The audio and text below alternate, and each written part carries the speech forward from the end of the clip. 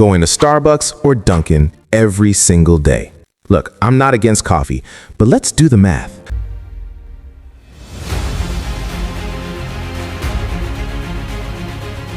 Friends, did you know the average American wastes nearly 35% of their salary on tiny habits they don't even notice?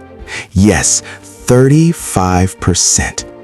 If you earn $50,000 a year, that means you're wasting around $17,500 for no real reason. And the worst part? These are daily habits that feel completely normal to you. Today I'll show you 7 daily habits quietly killing your financial freedom. They slowly drain your money without you even realizing it. And trust me, the solution is shockingly simple. So simple that you'll think, why didn't I realize this earlier? Let's start your financial journey. First habit, going to Starbucks or Dunkin' every single day.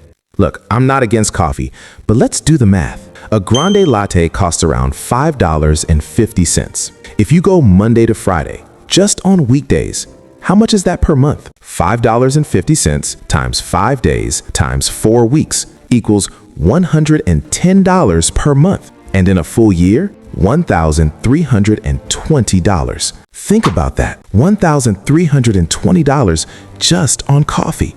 With that money, you could take a nice vacation or put it into your emergency fund. So what's the solution? Get a coffee maker at home. A good coffee maker costs around $50 to $100, and coffee beans for a month cost about $20 to $25. That means in a whole year, you're spending only $350 to $400. How much did you save? Almost $900 to $1,000 per year. And the taste? Almost the same. You just have to wake up 5 minutes earlier.